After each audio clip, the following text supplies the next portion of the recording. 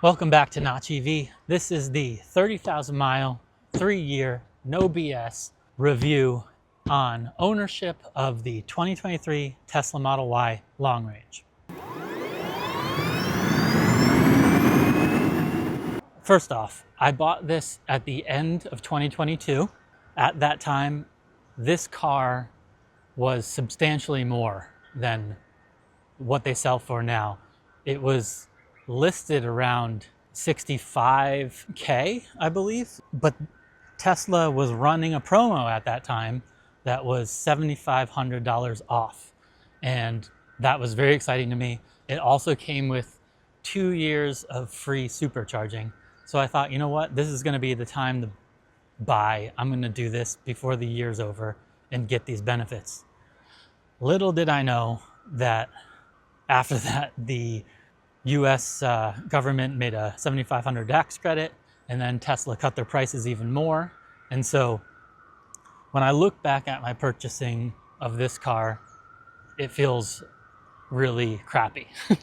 And I wish that I leased it, but you can't know everything, and it was kind of the hand that was dealt, but that's okay. That's kind of where I'm at.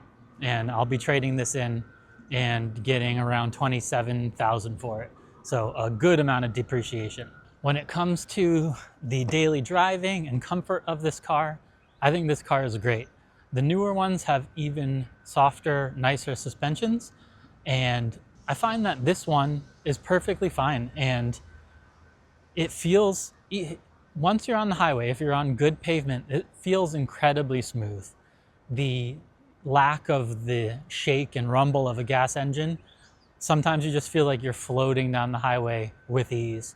And you only notice the harder suspension, in my opinion, on bumpy city roads and things like that. But I don't find it a deal breaker if you were going to look into a pre-Juniper Model Y as a used car. The suspension does make it a really good handling car, and with this one, I bought the $2,000 performance unlock. What do you call it? The acceleration boost. I actually used Amex points for that, so it kind of felt like it was free to me. But I found buying that completely worth it. I loved unlocking the extra performance, and it really brought that excitement of having an EV alive. And if you're on the fence about it, if the 2000 is not a big deal to you, I would definitely say it's worth it. I think it just handles great, and it feels very sporty, even though it's a rather large SUV. When it comes to the charging and range and efficiency of this Tesla, I really think they do a great job. The NACS port is obviously the Tesla invention, and it's where all the electric cars are going right now. Having access to the supercharger network makes traveling in an EV completely brainless. You don't have to worry when you're driving a Tesla. When I bought this a few years ago, I would have suggested people only buy a Tesla and don't bother with the other cars because of the infrastructure. But now I don't feel that way at all. As you know, I'm getting a Gravity next, and that also has a native NACS port. But the charging infrastructure in America has changed dramatically over the last few years, with Tesla allowing other brands to use their chargers and just doubling the amount of chargers in the ground. So the efficiency on this car is pretty good. It is not as good as the newer Model Y Juniper, and it doesn't live up to what Tesla claims it should be for the range. The range they claimed when I bought this was 330 miles.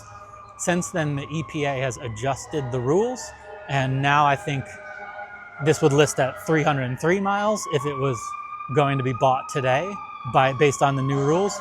But I find it tough to get that amount of mileage, but truthfully, it doesn't actually matter that much. And that's something I think once you're in the EV world, you start to understand, because it comes down to charging. And this guy charges pretty good.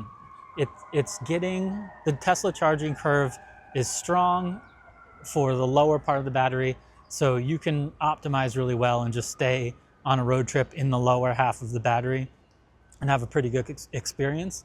But they are beginning to look, Tesla is beginning to look dated in comparison to some of the cars that are being released now. But I still think it's a strong charging experience for the common user, and it is very rarely something that makes you feel like you're being held up. You can charge at home and it's no big deal. You don't ever even think about it. On road trips, you can charge when you need to go to the bathroom, and it's usually at a good state of charge when you return. The next thing about that would be the battery degradation. I have a whole video on this, but my battery degradation after 30,000 miles in 3 years is at 87% of max capacity. My 303 claimed range is now down to, let's see here, 264. So I can expect 264 as a like sort of a mileage cap if I'm getting a good efficiency, which I usually am not. Kind of just a lead foot situation, reducing range, but you still get more than enough for anything you want to do. And I don't think anybody should be worried about range when they're buying a Tesla. Jumping into software. Software is a place where Tesla excels, and I think they, in a lot of ways, are the benchmark for all EVs to get to. On that note, I think that copying Tesla is something that most people should do. You could bring in, automakers could bring in their own design language, but what Tesla is doing works really well. What's the problem with copying? It's like, you know, all cars up until this point put their seatbelts in the same way. The seatbelts all work the same way. We don't feel like they're copying. I feel like at a certain point, if all the software is similar in all the different brands and it's all similar to Tesla, that's perfectly good. Everybody's going to know how to use different cars, and they're all going to work really well, just like Teslas. You can see, obviously, we have fun software. It looks good. It integrates well. You have your maps, and it is all very snappy. It works as well as you expect it to work, like similar to like a smartphone. I'm having trouble with that hand, sorry, switch hands with the camera. But everything works really well. You can bring up things like weather on the maps to make sure, I don't see any clouds here. You know, we got clouds over here. You could bring up extra information. You could bring up charging information. And when you are driving, if you want to go to a location, let's say Ottawa, the Tesla is going to do all the calculations to make this trip easy, and it's going to do it seamlessly, and it's going to be a good experience. So we're going to do, you know, I'm right now at 38%, so I'm not getting very far, but we have our stops, we have our route, and it just does it right. This is what everybody should do. Not to mention what Tesla does in their apps. They have a great app experience, and you can unlock your car, you can lock your car, you can run your heat, you can run your heating steering wheel, you can run your heated seats, or cooling if you need to cool your car down. So all this stuff works really well, and I can't say enough of how pleased I am with Tesla software. It's definitely one of the huge reasons to get a Tesla over other cars, and I didn't even go into full self-driving supervised, which I don't have, but that's a whole nother level, and that brings a whole nother group of enthusiasts, and it's definitely a leader in its market. People will often complain about Tesla build quality. I think that was definitely something that you needed to worry about, and I think that has been changing over the years. My car being a few years old, you might think that maybe the build quality wasn't at a good point, wasn't good at that point, but I think a 2023 Model Y is built pretty damn well. I don't have massive issues with panel gaps. I never had to get service fix anything in regards to panel gaps or build quality. The one thing that did annoy me when it comes to, I guess, materials and build is I find that the headrest, you can sort of see a little mark. I don't have any sort of product that I use in my hair, and I clean the headrest a lot with cleaner that I keep under my seat. But this sort of vegan leather material that they have, it sort of stains a little bit strange with you want to call that body oils. And I've seen other people that use hair products that is affecting and sometimes wrinkling and causing strange distortions in that material. So also, my girlfriend, fiance here, she touches, I just washed this, but she touches areas like this, and she has like makeup and maybe products on her hands that would not show up anywhere else, but often would leave like a white sort of stain on that. Luckily that wipes off, but it's interesting the way that this dark material versus the white material, it does show weird light marks on it a lot. And then I have my Easy Pass up here, but a complaint that I would have about build quality would be about durability, I guess, about certain areas of the car. When I first got the Easy Pass on day one, I didn't have that holder, so I didn't know what to do with it. So it came from my other car, so it had that Velcro material on it. I just put it right up here, and it snagged the material. I wonder if I can show you. If I zoom in, you could see it right there. And I pulled up, and it made a big pulled thread come up, and that was on day one, and that upset me so much. I had to just clip with a pair of scissors, clip the thread, and now you can't see it much, but I was just like, damn, I wish they built these things stronger. That's like really the only complaint I have about build quality. You could see actually from my fingerprints, some sort of whiteness. It's a strange sort of thing that happens on the dark material. I also have the roof rack back here. I keep it just across. And I can just keep it back here and not hurt efficiency. And when needed, I can install it on top, and it's actually not that hard. It's one of those things that the internet sort of scares you to do. You worry about cracking the roof glass, but it's actually pretty easy to put on and off as you need it, and not worry about keeping it on all the time and hurting your efficiency. I should also state some of the big pros about having a Tesla are frunk and trunk space. There's definitely a lot of space for doing and storing everything you need when it comes to road trips. And if you want to put these seats down and use camp mode, build a bed back here, it's just enough space for me at 6'1". And I have a little video on how I set up a pretty cheap bed back here for camping. And it's nice. You have enough room to have a pretty open, roomy sleeping experience because you have the front seat and you have the frunk for storing stuff.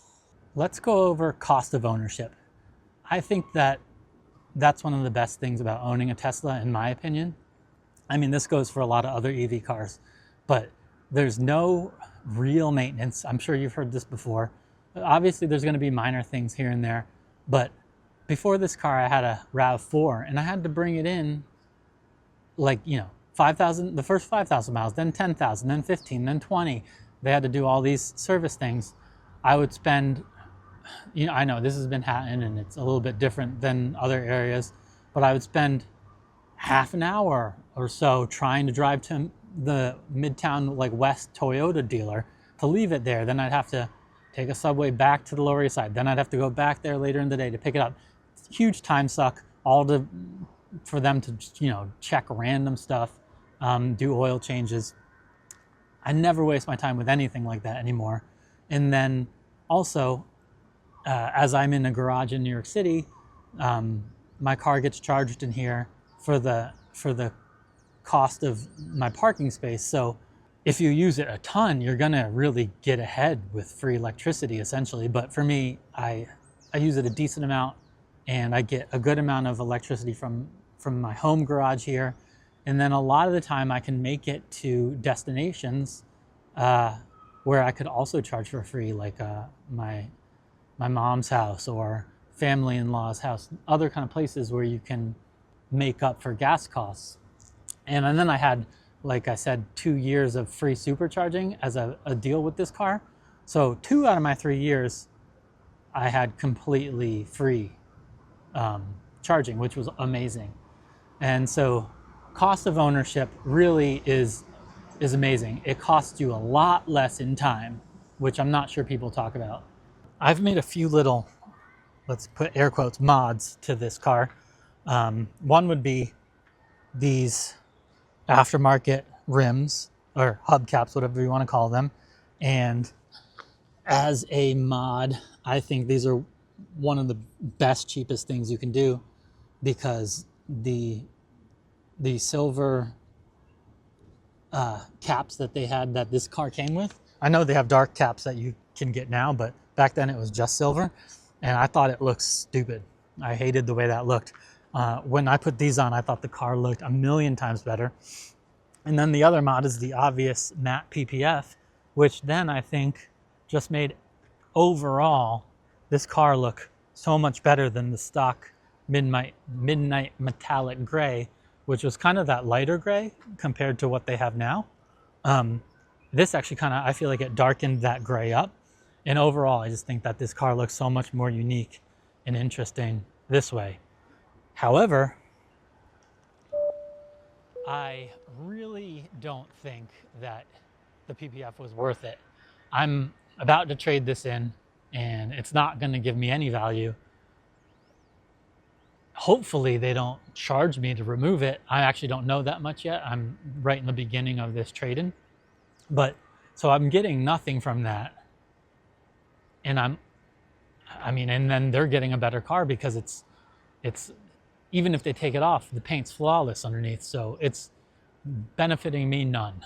And then that's just money out the door for me, as well as acceleration boost. I don't think that's going to help. I'll mention it, but I don't think I'm going to get a higher Kelley Blue Book bid trade-in because of that. Some mods, they're for you. You have to know it. It was really nice owning this with this on it. It gave me a lot of peace of mind to not worry about my car and, random things scratching it. But I think I'd be trading it in today for the same exact price as I'm getting. And so what was the point? I'm not gonna PPF my next car unless for some reason somebody wants to give it to me for free. That's the bottom line there. Let's just do a few pros and cons, final thoughts about the car. Things that I love, pros. I think the seats are really comfortable. The sound system is excellent. The speed, 0 to 60 with the acceleration boost, excellent. Tech, excellent. Handling, excellent. It's smooth. The entertainment is awesome. Things like Netflix. However, I find myself not really using them because charging isn't much of an issue. And the funny thing, things like the fart noises in the games, the kids love it. I have a few friends with kids, and they always want to play in the Tesla.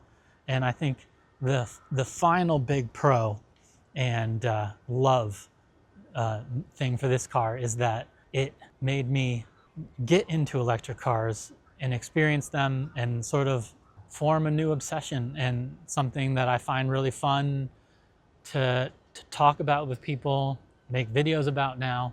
But it's sort of what brought me into the world. And I think doing it with a Tesla was a great way to get this sort of soft launch, to then learn and become comfortable with the world of EVs. So those are the loves. The cons, I told you, the seat headrest. It's weird. I don't like that material. The speaker mesh, where I pulled it up, certain things are a little bit delicate. I don't like that. The price drops that Tesla did since I bought this, they cut the price in half almost, which was really hard for customers from a few years ago like me. There was a lot of people that really got burnt by that. I know it's good overall and new consumers could get in. So in that regard, I'm glad, but it really kind of sucked and I didn't love that. And like I said, I wish I leased it because of that. And when that happened, I was trying to get in touch with corporate Tesla, which is another con. They're so hard to get in touch with. You could talk to your local service center people. They're usually pretty helpful for the things that like the local centers can do, but getting in touch with like Tesla corporate for concerns is impossible. I was tweeting at them, calling them. I was seeing what I could do at that time in January, February 2023 to see like, hey, can you give me full self-driving because of how much you reduced the equity in my car. I was just like looking for options like that and it was impossible. That's a thing. Nobody at corporate can help you. So to fully wrap this up, would I buy this car again? Absolutely yes. However, I want to move on. I don't need people to talk to me about Elon every time I get in my car. I'm excited for what Lucid is doing and how they are now gapping, I don't know how I should say it. They've made big strides and their charging and range and motor tech, there's a lot of things they're doing better than Tesla now, but this I think is a very solid car and is a good buy if you're gonna buy it used, if you got a good price on it, but also if you're gonna go buy a new Model Y, I think don't hesitate. You're gonna have a very easy experience. If you're new to EVs, I think that's very important. My 3-year ownership and goodbye to this car has been a happy one. I'm gonna miss it. I loved it. It brought me into this world of EVs and it will be going, I don't know where it's going, but I'll be sad in a way to see it go.